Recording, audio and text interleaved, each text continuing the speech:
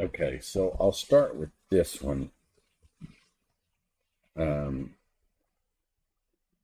I did it a second ago and got it wrong.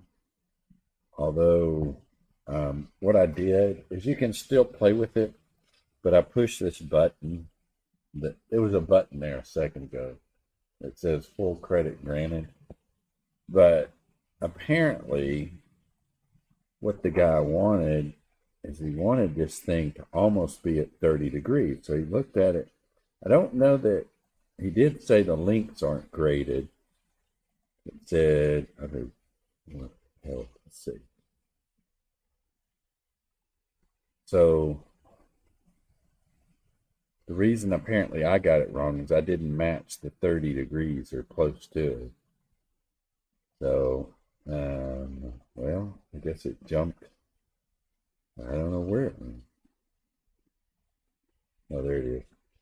So he's got, um, so you may have drawn it correctly, but the one thing apparently he wanted, let's see if I can look at the standard view.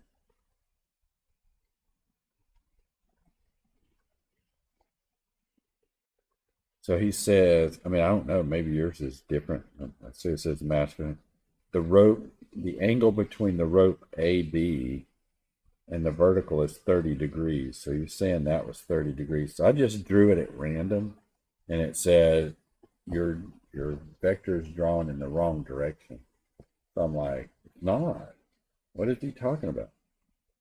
And so then I thought, okay, since he listed A before B, that doesn't make sense, but I flipped the vector and he still said that's wrong. I'm like, okay, so what the heck does he mean? And what he's trying to get at is 90. He's saying my angle is 90 plus, so he's saying the angle from the X all the way over is 90 degrees plus the 30. So I think he really wants that angle to match up. So that's up to you to figure out how to do the set points. He put the endpoint at 7 and 12, which gives me, or gives 120.3. So I think he's really being meticulous on that angle. So if you want to make sure that, you can make sure that angle. If you don't, it doesn't matter because you're going to get full credit anyway. So you get full credit for apparently all of it. So go ahead and do it anyway. It has some educational value. And then the other question came up, and I think, who cares? I want to go back to here. Let's just get rid of that. And I'll go back here. Don't remember if it was this one.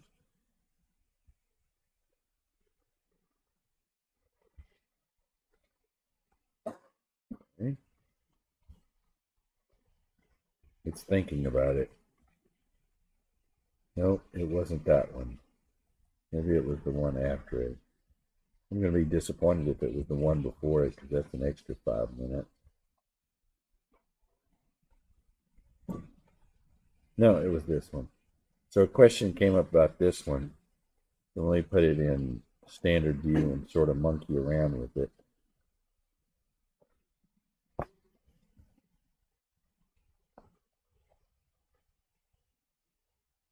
Okay.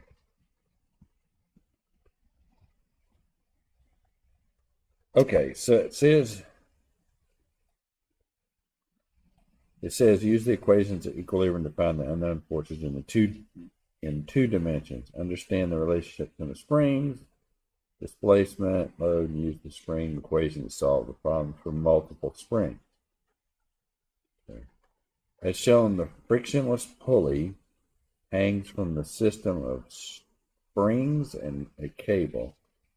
The pulley is equidistant between the two supports attached to the spring to the ceiling.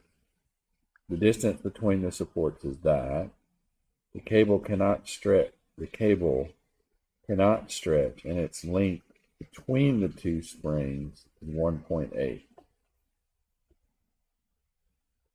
So Oh, and it has more information. Find the unknown. It's shown hanging to the mast causes the tensile force of that in the cable and the pulley to hang from the ceiling. Assume the pulley has no mast. What's the weight of the mast? Okay, so let's poke around at this. But in order to poke around with this, I'm probably going to need to take a picture of it and move it over to the thing. Let's see. Let me just add a page. Wait a minute. It's from there. Take a picture of it. I'm not sure what the best place to take the picture is. So I'm going to take a picture of this and drop it over there. And then I'm going to take a picture of the, okay, well, I don't know that I want to take a picture of everything. Oops, that's the wrong place. Okay, so he says the mass causes a tensile force of 18 newtons. So I'm just going to write that. Okay, tensile force of 18 newtons in the cable and the pulley cable and the pulley to hang. H is equal to 130 centimeters from the ceiling. Kind of really weird English. 113 centimeters. Now let me go back over here. He says the distance is 1.5 meters. Okay, what else does he give us? Assume the pulley has no mass. What's the weight of the mass? Oh.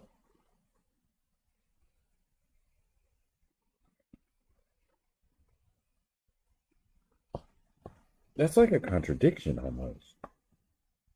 The mass is hung from a pulley. So maybe the picture should maybe the picture should show this. And this is the pulley? Okay. So wait, he wants to know the mass of the pulley. Wait. He also says the cable cannot stretch, and its length between the two springs is 1.8 meters. Okay. So the cable length is equal to 1.8 meters. Now, the question I have, and I'm not trying to be obnoxious or anything, is what's that? What's that? Or is the cable to be assumed to be from here all the way to here? Let's see if I can dig that up. Okay, so when you dig that up and he says anything else, let's see. As an object of 16 hung from a pulley and spring, the object is hung, is below the ceiling. Oh, where? Find the mass of the pulley. What the heck? Okay. This is really bizarre. Now, as not shown, the mass is hung from a pulley. Am I not seeing something? Oh, wait a minute. Oh. What the heck? So does it reference? Okay, so there's two pictures. That one and that one. Okay. So there is a mass hanging from the pulley. So the pulley has noticed the weight of the mass. Okay, figure 2. Okay, I should have known that figure 2 was pointing to it. Express your answer in 3 units, appropriate unit. That is bizarre. So I think I'm going to operate on the premise that I'm going to operate on a premise that the cable includes the springs too, but it doesn't matter at this point. So here you got a free body diagram. Has a tension here. I'm kind of mimicking the tension here and then the tension here. Now the question is, how far is that? Well, what's half of 1.5? That's 0.75 from here. Okay, so I'm drawing a line to there. And I'll draw it up here. 0.75 across to here. Across to here. Say this is where the ceiling is. And then it comes down to this point right here, 113. I think I've got that number correct. No, H130, 130. 130. 130. So in other words, he's saying cable probably to hang from the ceiling. Okay. So if I got that, then I got my weight, which that's what he wants, right? He wants the weight of the pulley. So I'm going to sum the forces in the y direction, make that positive. And what I'll have is two of these tensions that each have the same exact value since their angles are exactly the same. So what I'm going to get is he wanted the weight, and then that weight needs to be negative since it's going down and that's going up, plus two of these, this one and then that one, to go right here. And that's going to be the tension in, I guess, call it the string or cable. Here, I'll call it the cable. And I'm interested in only this component. So what I'm interested in, this is not the scale, by the way. So this is, okay, wait a minute. It may actually be the scale.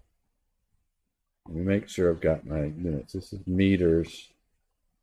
And this is centimeters. So this is 0.13 or 0.13 meters, 0.75 meters.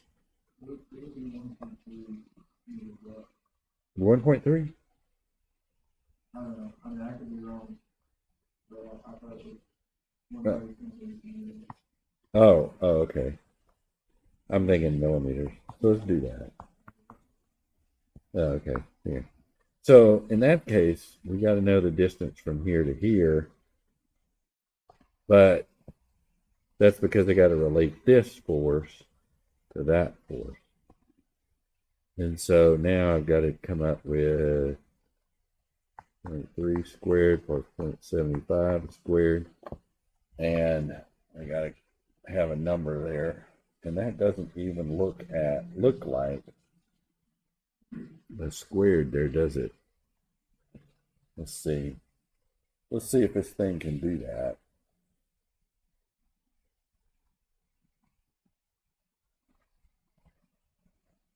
It says 1.5 and a bunch of digits way out there. So I'm going to just leave it at 1.5. So then I'm going to take that ratio, the 1.3 over 1.5. And so, oh, and he told me the tension. What was the tension? I hope it was 18 newtons, but it might not have been. Yeah, 18 newtons. So he told me that was 18. So the weight is equal to 2 times 18 times 1.3 over 1.5. Let's see if it can tell me that.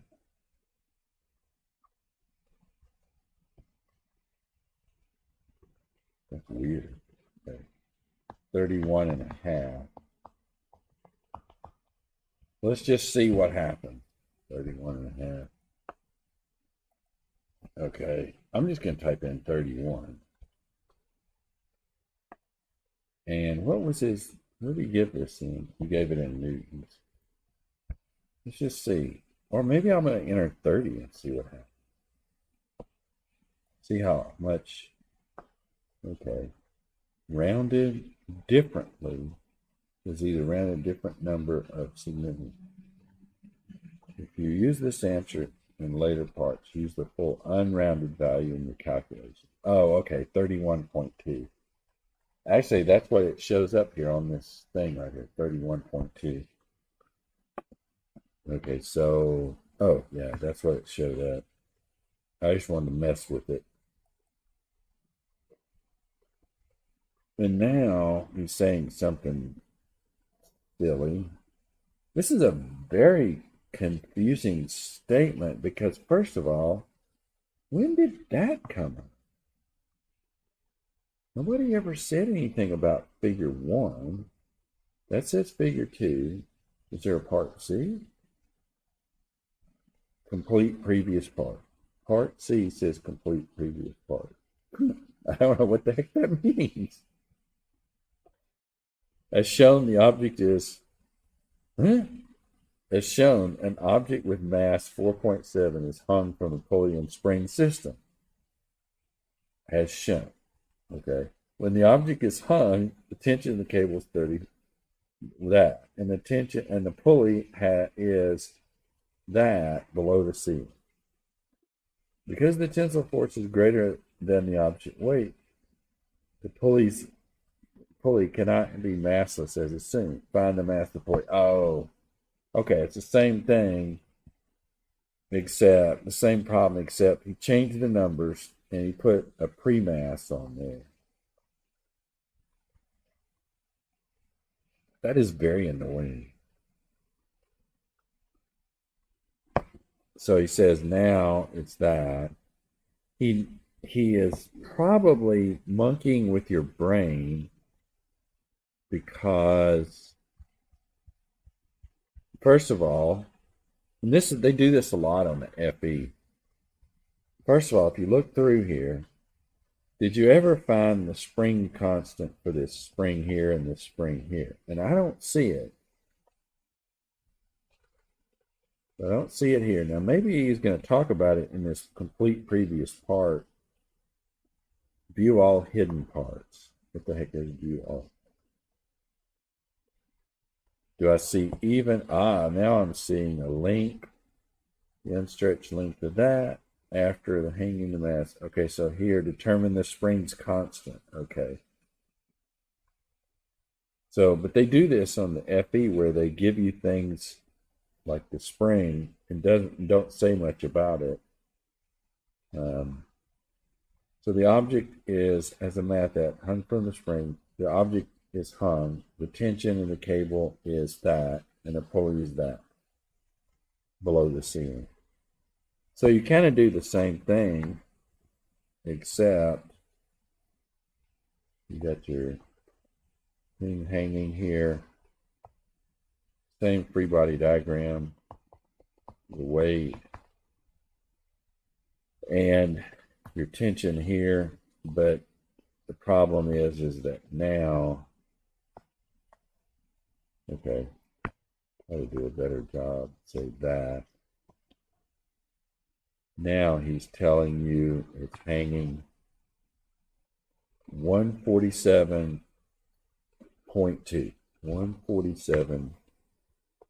1.472.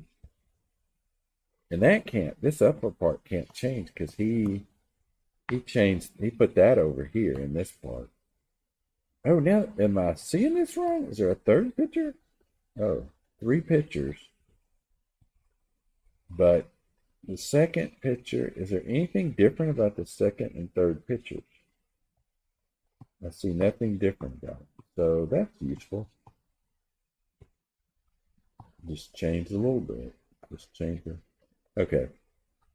So then he says, an object with a mass of 4.7 is hung from the Pulleyan system. So all you're doing here is you're doing the same thing. You find your weight. But you have that. What? The tension's 34.7. And now you got some really goofy numbers, so you need to know the distance between here and here. That's 0.75 squared plus 1.4 34.72 squared. That will be, trying to get this. That'll be 1.65. Do I want to add that other digit? I don't know. So that's the length right there. So you got the same equation. Weight is equal to 2 of the tensions, which is 34.7. And then you got that over that, which is 1.472 over 1.652. I have no idea what that's going to be. Or 59.32. How about that? So that's, actually, you should change that from a weight to a force. And now what you've got, if that's what's experienced there, if he says, let's see what he says. An object with a mass of 4.7 kilograms. Okay, so 4.7 times 9.81 equals to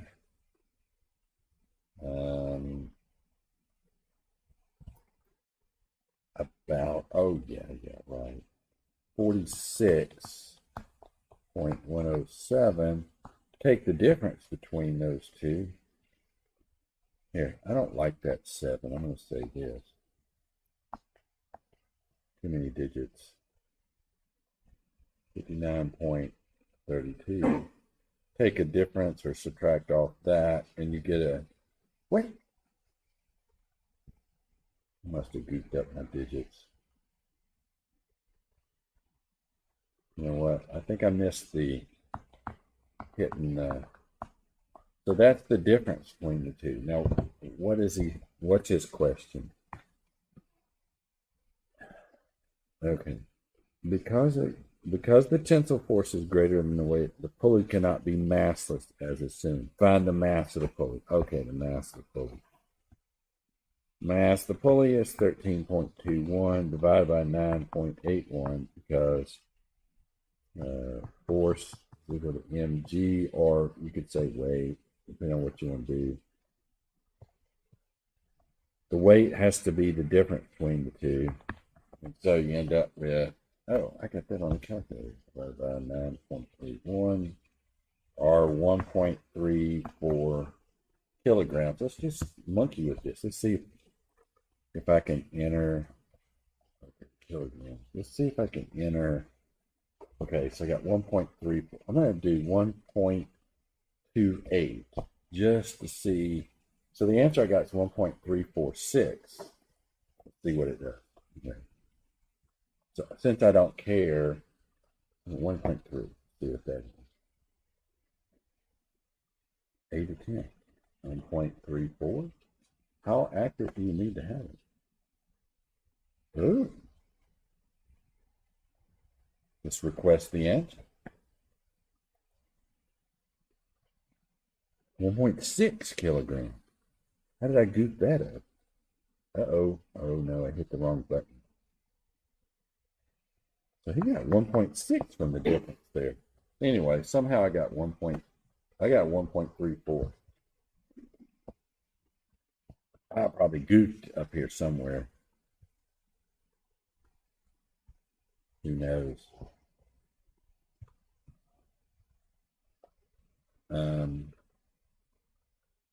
The total force going down. Let's see, did I copy the right? Here, get rid of that.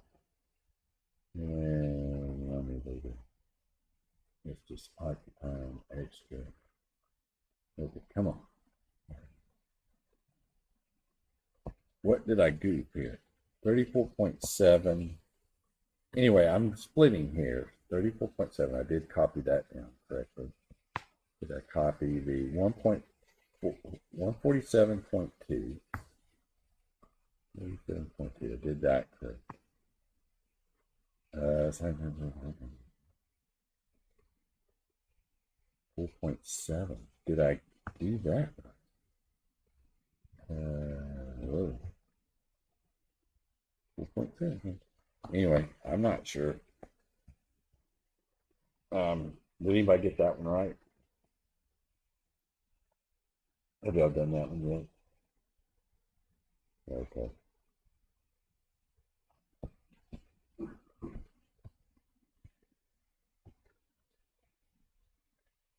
Somehow, wait a minute. Okay, where did I start? This is where I started the new problem. You didn't change the distance across the top, did he? No way he changed the distance across the top. 4.7. Peak is home. The tension of the cable is 34.7. 34.7 newtons. It's possible that. Okay, let me check one thing. I'm not sure I'm going to do any better using this calculator, but I'm going to try squared and then do a memory plus. Put it in the memory. And then 1.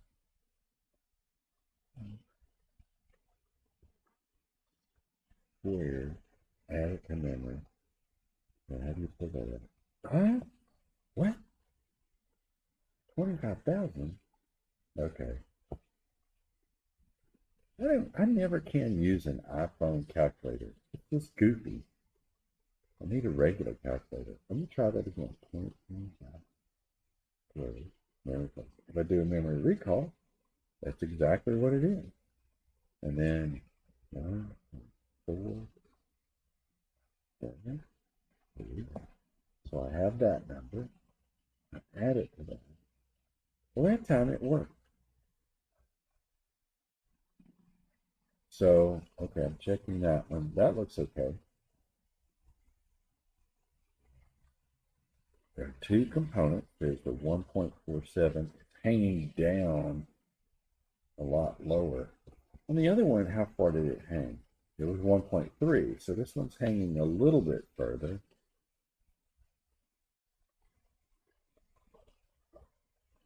And so 1.47. Clear that. So 1, 2. I'm doing them by hand this time. 2 times.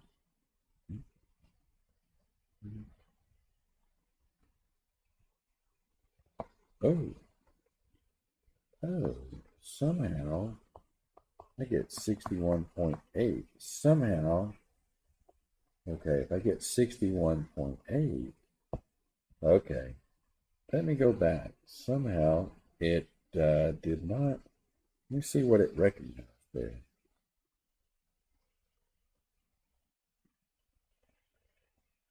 Oh, okay. I thought that was the number 1. Let's try this again. That may have an effect. Yep, 61. Okay, so it thought that was the number 1. This is 61.83. Take away. So 61.83. Take away 46.11. What do you get? You get, oh yeah, I know that. 15.72.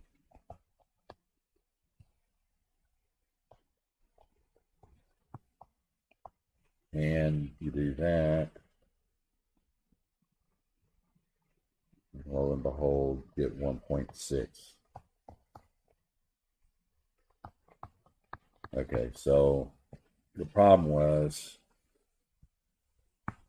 it saw that as a 1 instead of a 7. So anyway,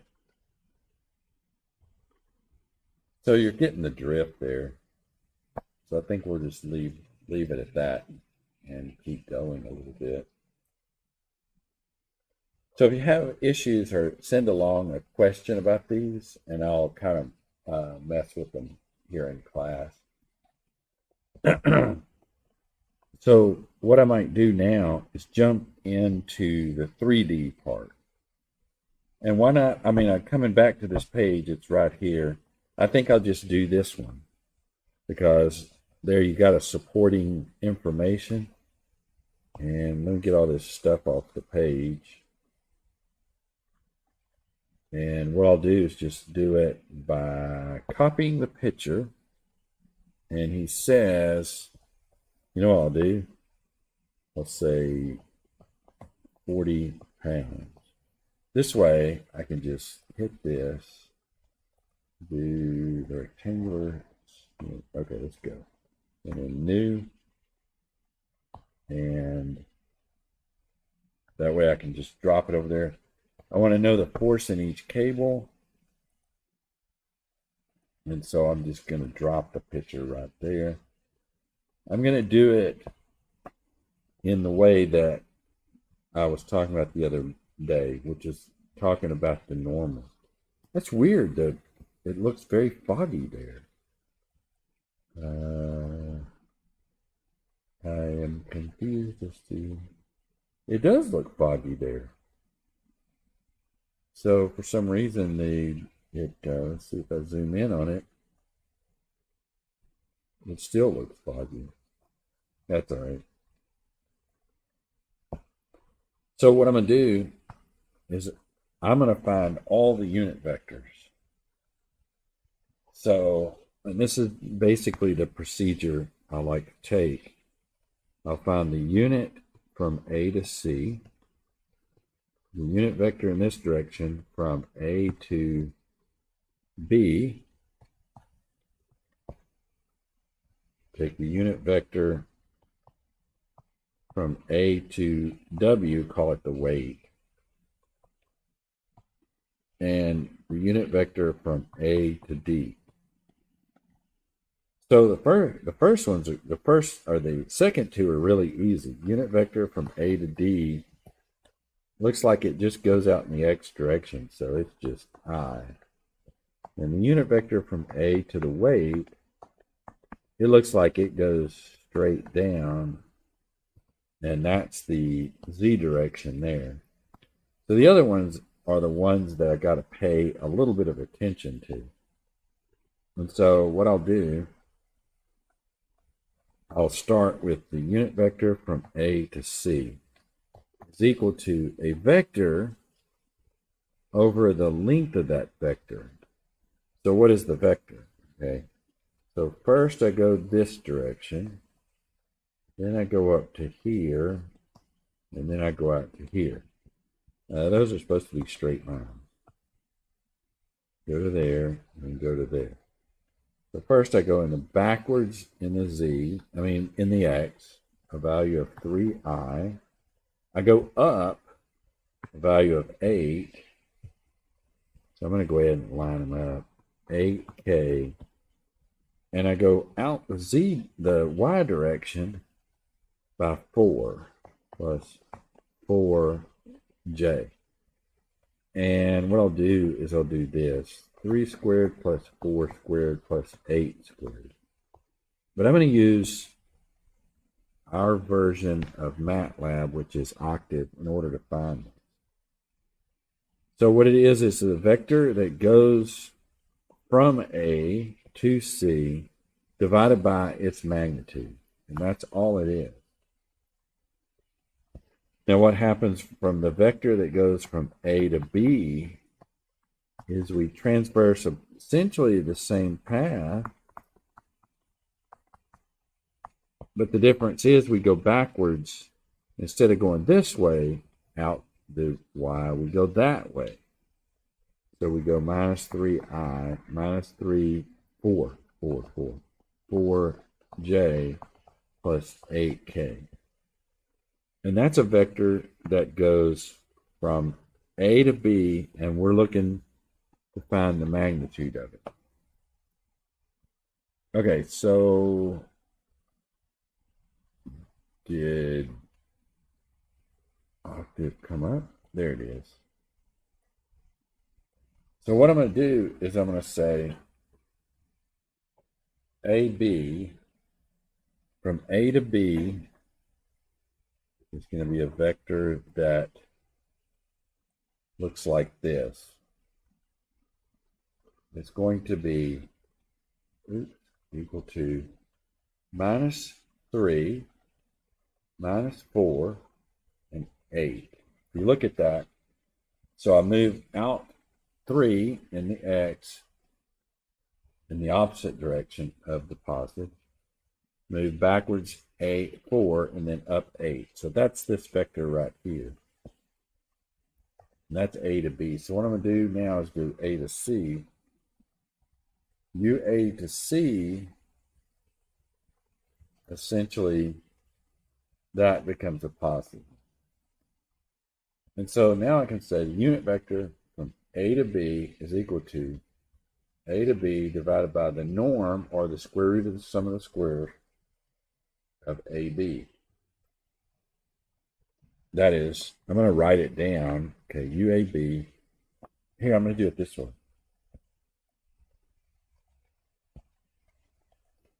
Do a copy, and I think I can just put it right there.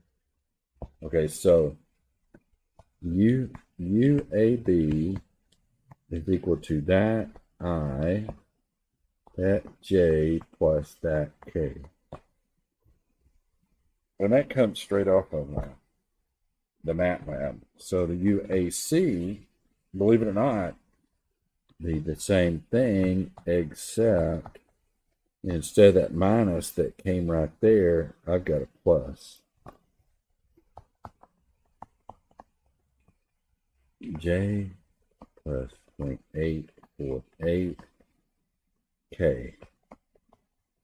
Now, I can stop right here and immediately write the equations.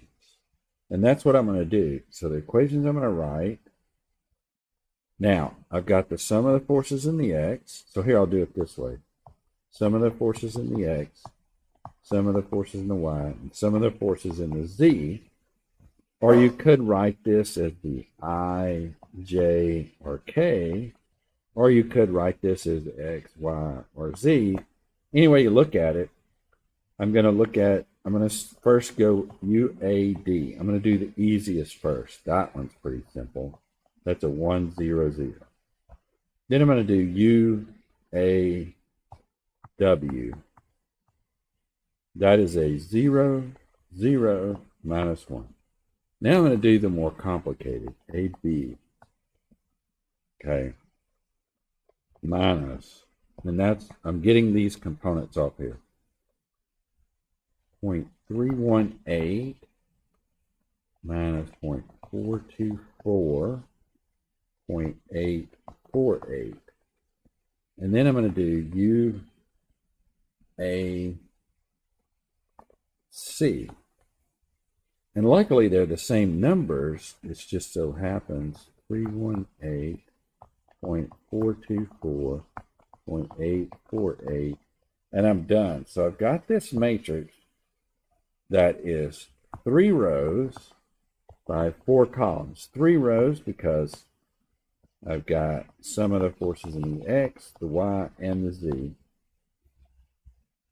And I've got to multiply that times a vector, which is a 4 by 1, and then I got to end up on the other side. Inner matrix dimensions have to agree, so the outside becomes that. So what vector goes here? And that's essentially the same sequence we have here has to go here. So in other words, the tension AD, the tension AW, the tension in AB, and the tension in AC. And since the sum of the forces happens to be 0, 0, 0, I have that. Now, if I can get rid of this, I've got one piece of information here that's kind of beneficial, and that is the tension in this rope right here is 40. So what is that? That is actually AW. So I've got it embedded in here. That value is actually 40. So if I want to rewrite it, I could take part of this equation out. I could say 1, 0, 0. I'll take this and this one out and create its own value there, 0.318 minus 0.424 and 848 with a point in front of it, minus 0.318, 424, 0.424, and then 0.848, and then TAD, TAB, and TAC. Then I can say plus this one times that one, which will be 0, 0, and minus 40. Now, I can move it to the other side because right now it's equal to this. And I can say, hey, I'll just move it to the other side, and then it becomes this. Now I have my matrix I can work off of. If you go in here, you can basically spend a few minutes and say K is equal to 1 space minus 0.318 minus 0.318, new row of 0 minus 0.424, 0.424, and then 0, 0.848, space 0.848, and that should give me my matrix, unless I mistyped something. My right-hand side is going to be 0, 0, and 40. And then I'm going to do inverse of K times the right-hand side, and I get, okay, so I'm going to have to bounce back and forth, or just do a copy like I did a minute ago. Okay, why did it not go? Oh, there we go. Ooh, that's not the value that I copied. Okay, let me try this again. Oh, what happened here? Okay, I think I hit the wrong button. Do a copy and a paste. Aha. So right now I can see that this is TAD. This is TAC. I'm lining up with the order right here. TAB. And let's see if we got this right or wrong, or okay. So he goes through this thing. He actually sets up the equation right there. I mean, that is the equation. It's just not written as a matrix equation. Okay, B and C. C and B. C and B. Okay, give me a second. C and B. I got 20. Okay, what did he get? I forgot already. Okay, 23.6. Oh no, I hit that button again. 23.6, that's what. And the other one's 15.97. That's going to pop up in our way. And he writes down 15. And I got 14.97. So he's rounding some.